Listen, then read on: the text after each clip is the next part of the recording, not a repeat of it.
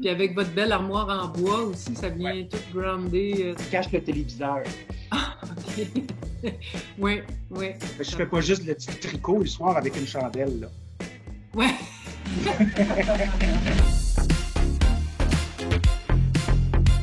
Cet épisode de L'Envers du Design vous est présenté par le Volvo XC60, le VUS dynamique pensé pour vous. Donc, vous êtes dans votre belle maison de campagne Oui. aujourd'hui. Je suis tellement contente de faire ces entrevues-là avec vous parce que j'ai vu passer des images sur les réseaux sociaux. On a Oui. vu les avant, pendant, après, Pendant. un petit peu moins après.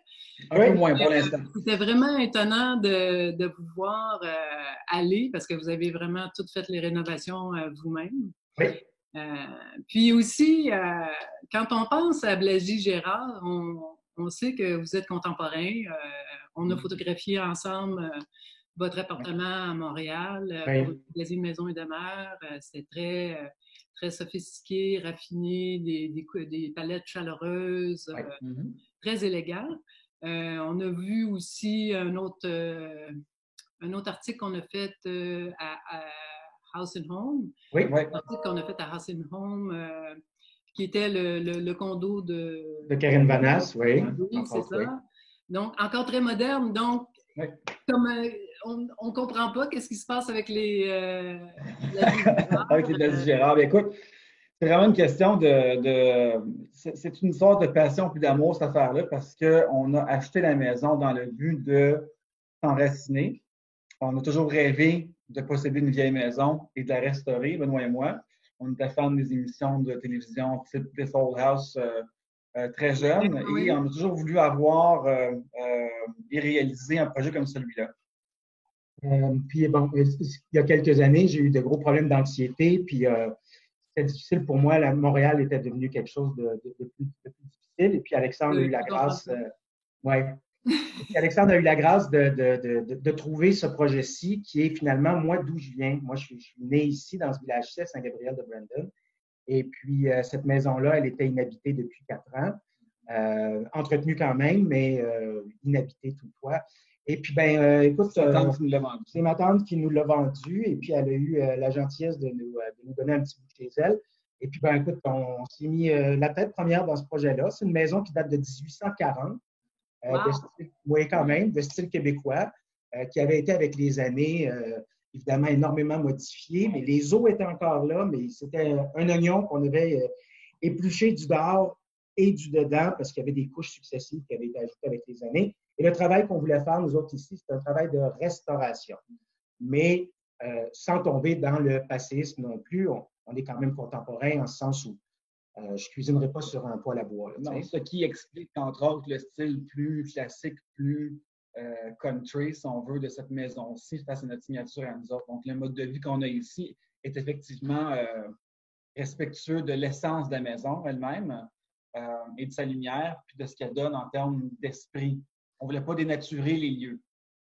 Oui, j'ai aussi un petit peu cette façon-là. Moi aussi, j'ai restauré une maison. Elle n'est pas aussi ancienne que la vôtre, là, mais tu sais, c'est comme un lavabo avec un tablier. Comment on appelle ça, les farmer's sink? Oui, un tablier, oui. Mais tu sais, j'aimais pas vraiment ça, mais pour pas dénaturer la maison aussi qui est une maison de ferme, on y va quand même avec des éléments qui sont pour pas dénaturer, comme tu viens de dire, Alexandre. Exact. Oui. Donc vraiment, vous avez été aussi pas chanceux, mais vous avez eu l'œil pour trouver la bonne maison. C'est une maison qui est ancestrale, qui a passé dans votre famille, tout ça. Puis je pense qu'elle a plus d'histoire aussi, hein, cette maison-là. Vous n'avez pas un autre bâtiment des pionniers? On a, ça c'est la deuxième génération de maisons, en fait, qu'on a ici. La première génération, c'est un bâtiment qu'on a encore à l'arrière, qui est la première maison des Elliott, en fait, là, de Pierre Elliott Trudeau. Et c'est la petite maison des pionniers qui date de 1818, celle-là. Va être en cours de restauration bientôt aussi. On veut en faire une petite maison d'amis. Donc, il y a beaucoup d'histoires ici. Mais tu sais, il ne faut pas oublier que la maison nous a choisis aussi. Hein? Ce n'est pas juste à sens unique, ça. Je pense que des bâtiments comme ceux-là parlent énormément. Tu sais, on parle de développement durable, on parle de pérennité beaucoup. Et je pense que de s'engager dans un projet de restauration comme ça ou de rénovation d'une maison ou d'un volume existant s'inscrit directement dans cette ligne-là de pensée de sauver déjà-là au lieu d'utiliser du matériau neuf à 100 d'essayer de récupérer. Le volume existe, sa trace dans le paysage est là depuis plus de 100 ans. Bien, ça fait partie du développement durable. L'enracinement, l'élégance aussi de ce qui est présent, sauver ce qui est là. Tu sais, il ne faut pas oublier qu'il y avait un savoir dans ces maisons-là, puis il faut être humble quand on ramasse un volume comme celui-ci. Les ouvertures étaient là pour une raison. La maison ici est soulevée de 4 pieds du sol parce que je n'ai pas pelleté. C'est fait pour. Les galeries au pourtour sont là pour marcher quand il pleut, quand il fait beau, mais aussi parce que l'été, ça rafraîchit. L'été, ça rafraîchit. La coupe de rayons, puis en hiver, ils permettent de rentrer. Et voilà, ça n'a pas son utilité. On pourrait quasiment dire que l'architecture passive s'en est inspirée des anciens principes. C'est de l'architecture passive. Oui, c'est vraiment ça. Et ça devrait encore être un modèle, selon moi, d'architecture contemporaine. C'est des principes qui sont extrêmement pertinents pour le climat qu'on a ici. Exact. Après tout, on est dans le nord. Hein?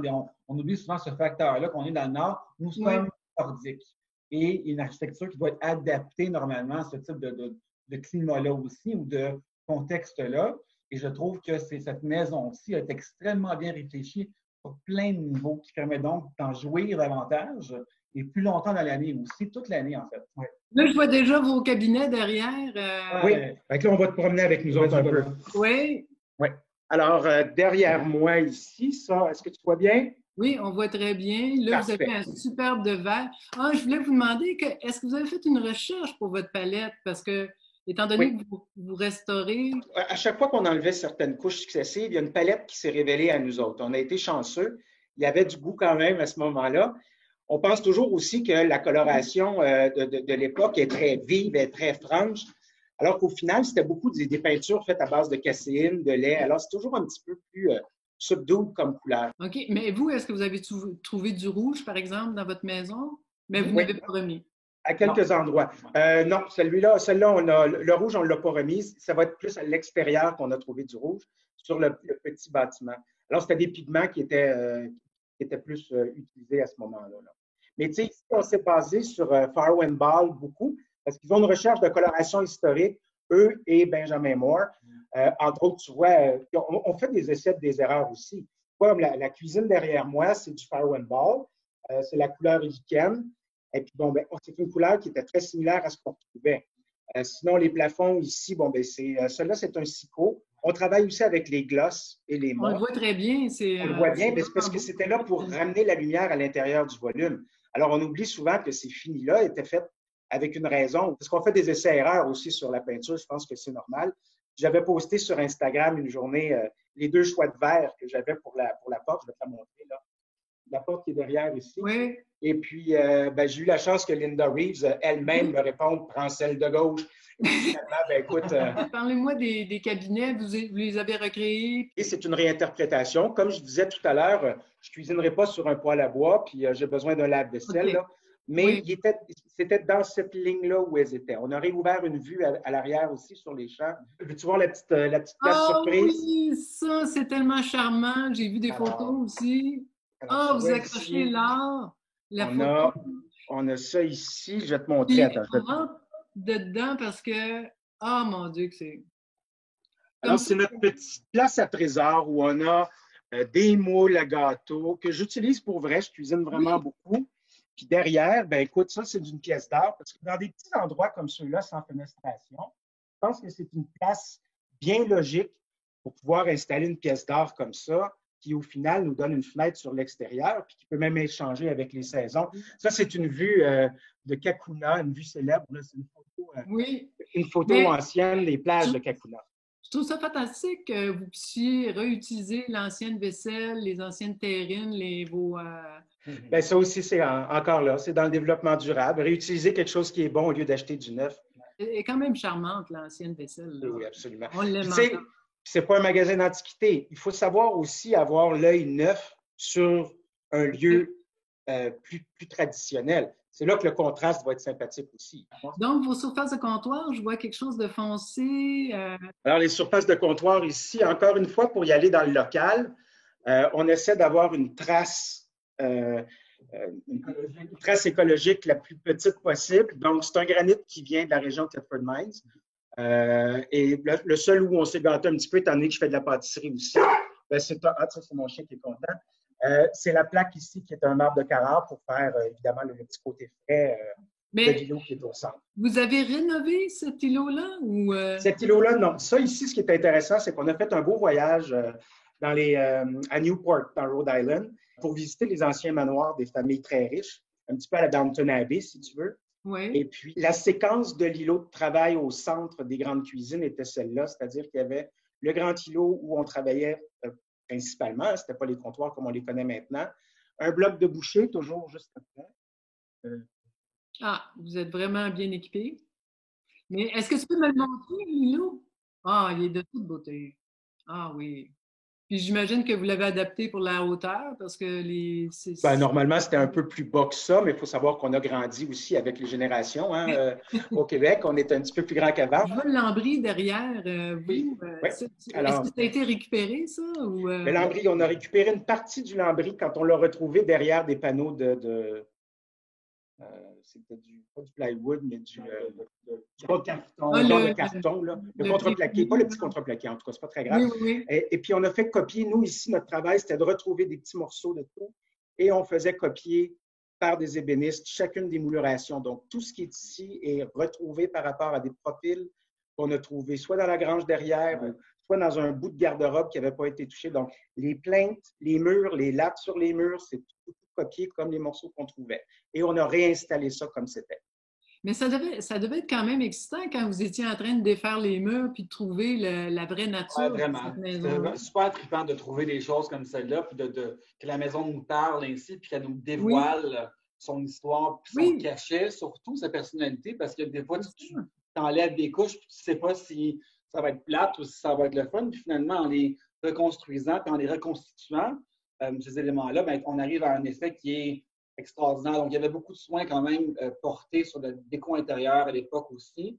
On ne s'en rend pas compte, mais ça apporte toutes sortes de lumière, plein de reflets intéressants aussi, puis une belle douceur. Nous, c'est une dame, cette maison-ci. C'est pas un gars, c'est une dame, mais qui est un peu toxon, tu sais. C'est quoi les petits trous derrière ça? C'est quelque chose qui était existant? Ou ça, en fait, c'était c'est un petit moyen esthétique que les anciens utilisaient pour faire aérer. C'est un placard, puis c'est le garde-manger. Mais au lieu d'avoir une belle trappe, on pouvait faire juste avec des motifs, des trous comme ceux-là pour faire respirer. Puis ça fait juste ajouter à l'esthétique aussi du lieu. Ça, c'est une interprétation avec les recherches que j'ai faites. C'est un beau détail. C'est cute. Même les portes d'entrée, tu vois, celle dont on parlait tout à l'heure, là, dont la couleur a été choisie par Linda. Nous autres, quand on est arrivés, c'était devenu une porte d'acier. L'imposte en haut était inexistant. Il n'y avait plus rien de tout ça. Et ça, on l'a trouvé dans un chantier de démolition d'une maison dans le village ici. Et puis, on est allé récupérer le plus vite possible les 3 portes d'entrée qu'ils avaient, qui ont complètement été capables d'être réinstallées ici. Elles sont très bonnes, très solides. Oui. Puis, elles coupent le son, puis ça coûtait une fraction du prix d'une porte nouvelle de toute façon. Fait quelque part, c'est très économique aussi, parfois, de prendre des choses plus anciennes puis de les remettre à niveau. On sait que c'est sûr qu'on a la technologie aujourd'hui, mais aussi, à quelque part, c'était bien mieux fait à l'époque. Oui, savoir-faire. On les retrouve aujourd'hui. Souvent. C'est comme nos fenêtres. Toutes nos fenêtres ont été refaites ici par un artisan dans le village qui est spécialisé dans ça. Et puis, on a pu travailler avec lui. Tu veux-tu que je te montre On va passer au salon, je vais t'en montrer une. C'est vraiment la fenêtre avec la poignée au centre là, pour... exact. Donc, tu as toutes les crémones, tu as tout ça qu'on a été capable de retrouver. Oui, et puis, la seule différence qu'on a faite avec ça, c'est qu'avec l'artisan, on a travaillé pour mettre un verre thermos dans l'ancienne façon de faire les fenêtres, ce qui fait qu'on a l'efficacité d'une fenêtre actuelle, mais avec 100% la tradition de la fabrication de la fenêtre traditionnelle. Ça a pris beaucoup de créativité de faire ça. J'imagine qu'ils n'ont pas des demandes de même souvent. Hein? C'était la première fois qu'ils en faisaient des comme ça. Alors, travailler avec quelqu'un directement, il y a quelque chose de super enrichissant à ça aussi. Mais on n'a pas le temps de le faire si on a une construction roche et rapide. Donc, il faut savoir prendre notre temps des fois, surtout dans un projet comme celui-ci. Pas prendre notre temps aurait été une grosse erreur parce qu'il y a beaucoup de décisions qu'on aurait prises qui n'auraient pas été les bonnes. Vous avez travaillé combien de temps 5 années. Ça fait 5 ans, là. Ouais. Ça fait 5 ans, ben oui, je sais que ça fait longtemps qu'on voit les photos, mais... On se fait du bien, en fait, en travaillant un peu moins sur la maison, parce qu'à un moment donné, il faut respirer aussi, puis prendre le temps d'en profiter. Elle est très généreuse, elle est très belle. On est content des lieux maintenant. C'est pas 100% fini, c'est sûr, ça le sera bientôt. Et il y aura une publication dans House and Home puis dans la Maison de Marge, je l'espère. Mais cela dit, c'est 5 ans de gros travaux. Tous les week-ends ou presque, on venait de passer notre temps ici à défaire, faire, reconstruire, construire. Le père de Benoît était beaucoup présent avec nous aussi à travers tout ça. Oui. Beaucoup d'aide de sa part. Sa mère venait faire le ménage également. Le week-end, quand on partait le dimanche, pour retrouver une maison propre le lundi. Un beau travail de famille. Un travail d'équipe de famille qui était super le fun et très humain. Et chaque fois qu'on avait un accomplissement dans la journée, on le célébrait avec un souper. Il y avait toujours une façon de souligner la journée grâce à notre effort. On souligne l'effort grâce à un rassemblement humain. Finalement, c'est un dur labeur, mais c'est quand même une bonne thérapie pour trouver un équilibre dans sa vie. Voilà, tu sais, parce qu'on est tellement habitué maintenant de travailler avec notre tête puis devant juste un écran qu'on se rend plus compte que de peinturer une table ou juste de sabler une planche, ben, tu as la gratification instantanée et ça va durer, ça demeure, ça, avec toi. Tu vas marcher sur cette planche-là pendant des années. Donc, d'avoir ça comme cadeau, c'est incroyable parce qu'on oublie de faire des choses. C'est pour ça aussi ma passion de la cuisine. Tu es heureux, tu fais quelque chose, tu le manges après, puis tu es heureux. Tu goûtes à ce que tu fais, au lieu d'être juste dans ta tête tout le temps. C'est ça qui m'a aidé aussi dans mon anxiété puis dans ma reprise de santé, si tu veux. Merveilleux. Ça prenait la belle maison. Bien, certainement. Oui, je vois du beau papier peint derrière vous. Oui, attends, je vais essayer. Montre-nous ça un petit peu, là. Le papier peint, c'est un papier peint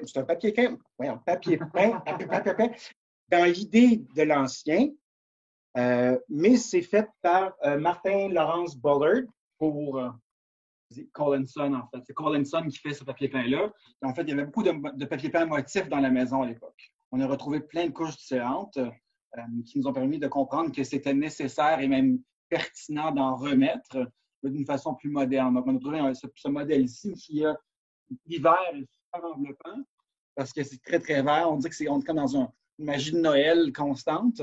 Et l'été, c'est très frais parce que le fond est clair et bleu. Donc, on se trouve dans une genre de, pas une serre, mais une genre de serre, en fait. C'est pour ça qu'on a mis les plafonds bleus ici aussi, qui vont avec le fond. Ouais. Et c'est la couleur qui était là à l'origine qu'on a retrouvée chez Farrow & Ball. Les plafonds, oui. Les plafonds, c'est exactement ce qui était là. Juste mélange entre restaurer la maison complètement, puis amener des touches un petit peu plus modernes, un petit peu plus contemporaines. Exactement. Dans votre papier peint. Est-ce qu'il y a d'autres items aussi dans la maison comme ça? Ben, tu sais, les rideaux, évidemment, au lieu d'aller dans la petite dentelle puis le froufrou, qui remonte, c'est du beau gros velours lourd qui va nous prendre le poids, qui va nous donner une belle texture et une belle matière. C'est des masses de couleurs. Alors là, on joue dans le contemporain, juste en adaptant ce type de choses-là. J'ai une autre couleur ici dans le salon, qui est brique. C'est très tendance. J'ai pas pu aller en Italie cette année, mais j'étais là l'année passée et toutes les couleurs de terre, le côté brique est vraiment... Ben voilà. Fait que ça, c'est de la façon d'amener ça. Puis, il y a l'autre truc aussi, c'est, regarde la pièce d'art derrière. Ah, de toute beauté. De l'art contemporain dans un lieu traditionnel, c'est sûr que ça donne tout de suite le charme à la maison, puis ça y redonne son côté plus maintenant, si tu veux, puis qui nous représente aussi. On ne va pas mettre des vieilles photos de mes grands-parents, là, ça marche pas. Oui, c'est ça. Toutes des photographies anciennes. Exact. C'est la même chose pour le divan. Le divan, il faut être confortable aussi. Là. On ne va pas s'asseoir sur des fauteuils droites, là, comme si j'étais... Oui. Ça fait qu'il y a vraiment un beau mélange là, avec les petites touches plus modernes. Exact. Ouais. Les plafonds ici ont été redécouverts aussi. Ils étaient recouverts de Gyproc. Il y avait une série de planches après ça, puis on a retrouvé le plafond original. Puis, avez-vous l'intention de le laisser naturel? On dirait que vous l'avez verni. Non, c'est sa patine. Écoute, on n'a même pas touché. Ah oui, vous rien. On a essuyé la suie qu'il y avait de supplémentaire là, avec les années. Mais rien. On garde 100% sa patine. Donc, l'authenticité de la patine est plus importante que ce soit un plafond blanc ou... Ben oui. Oui, ça apporte du caractère, puis tu vois il y a une vie à travers ça qui est là aussi. Puis quand on va en Europe, on triple là-dessus, on dit la belle vieille maison avec le beau charme, on l'a ici aussi. On va en prendre soin, hein? Il faut en prendre soin, c'est ça. Puis avec votre belle armoire en bois aussi, ça vient tout groundé, ça Ouais. vient. Il cache le téléviseur. OK.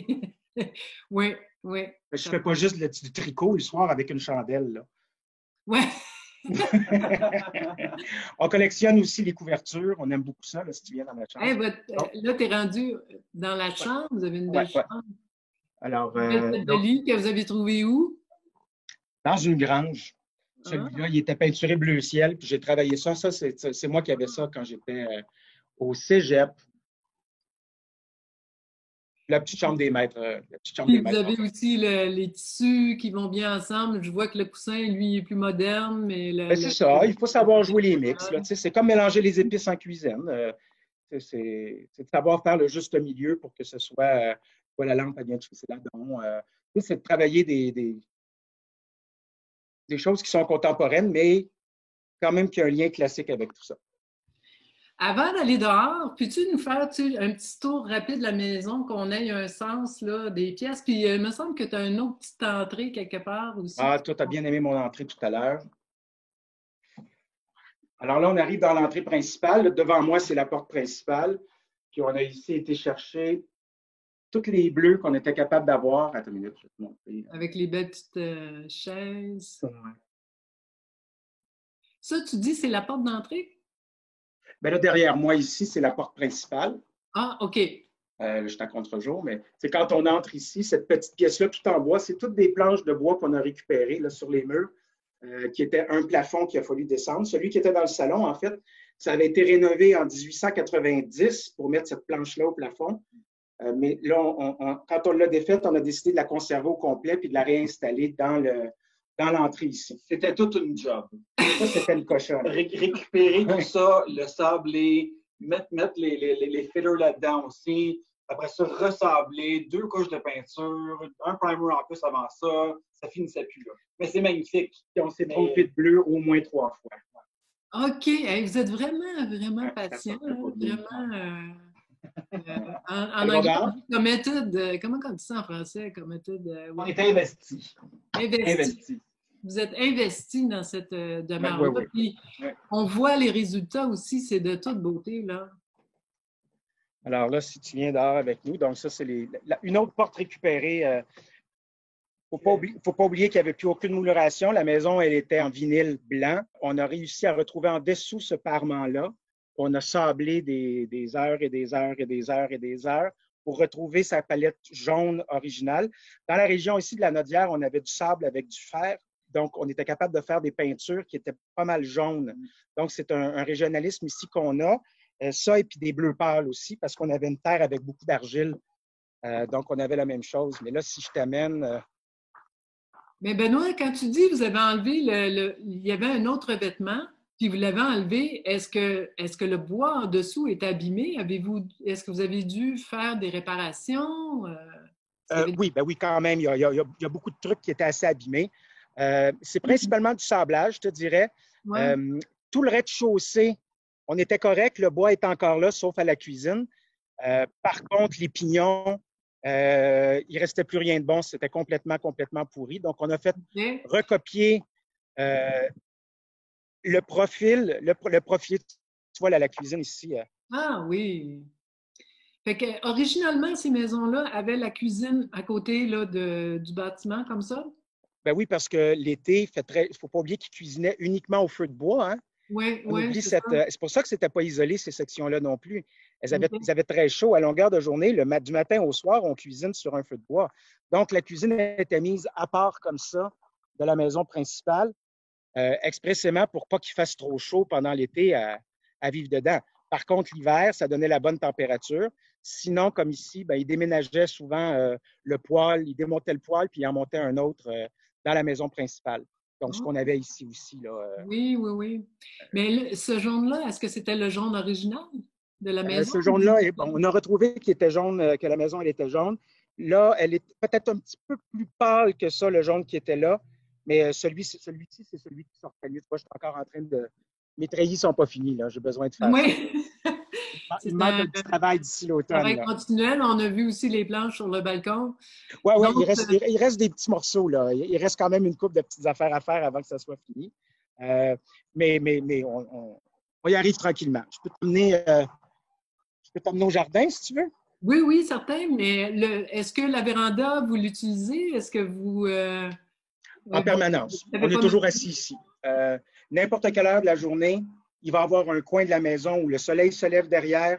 Ici, c'est le lieu d'apéro le soir parce que le soleil se couche devant nous. Vous suivez le soleil. On suit le soleil et c'est vraiment, vraiment agréable pour ça. Je vais t'amener au jardin à ta peu. Donc, on a fait un jardin à l'arrière aussi. On s'est amusé à retrouver comment c'était fait aussi des bacs pour ne pas se briser le dos. Tu sais, je vieillis. Et puis, fait qu'on fait des bacs surélevés pour être capable d'avoir un meilleur entretien. C'est plus facile. Puis, on va même chercher dans le coin ici, le jardin de l'Écoumène qui fait des graines ancestrales biologiques. On va même chercher nos graines dans la région ici pour être le plus capable d'avoir ce qui était local puis ce qui représente bien le terroir québécois aussi. Oui, bien, c'est ça. C'est l'expérience au complet. Au complet. Ah oui, intégrale. Intégrale. Fait qu'on, on est vraiment, vraiment satisfait, on est content. Puis, c'est un mode de vie qui est calme, avec ce qui vient de se produire aussi là, au niveau de la santé mondiale. Oui. Pour nous, on n'était pas vraiment encabanés ni barricadés. On avait un terrain aussi, on avait un terrain de jeu pour s'amuser, on avait des choses à réaliser à l'extérieur. Puis, on se choisit. Oui. En étant ici, on choisit un équilibre de vie beaucoup plus humain, plus enraciné, plus heureux, parce qu'on a un contact avec les perspectives, avec la nature, avec la lumière. Puis cette maison-là vous a permis de réaliser tout ça? C'est vraiment la maison qui, comme tu disais, Benoît, qui vous a choisi pour venir réaliser ce beau projet-là?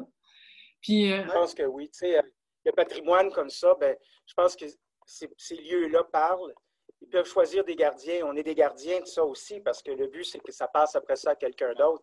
Mais si on a pu être des bons gardiens de celle-ci, puis si on peut encourager, puis peut-être inspirer sans être prétentieux, mais d'autres gens comme nous autres à récupérer quelque chose qui existe, puis de le rendre beau, mais à sa beauté à lui, pas essayer de le travestir. On a tellement un beau patrimoine que ça vaut la peine de s'en occuper. Exactement. Avec cette maison-là, on peut dire que c'est le fait que vous aviez travaillé vous-même, que vous avez développé une palette authentique, mais adaptée à aujourd'hui. On peut vraiment dire que ce projet-là s'inscrit comme un projet durable, là, de toute évidence. Là. Oui. Vous êtes très, très inspirant. On vous admire avec le travail que vous avez fait, vraiment. Là. Merci beaucoup pour cette visite. J'ai juste hâte d'en voir encore plus, de voir vos photos.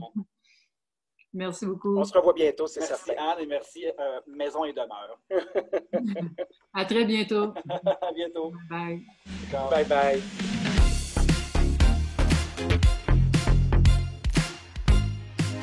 Cet épisode de L'Envers du Design vous est présenté par le Volvo XC60, le VUS dynamique pensé pour vous.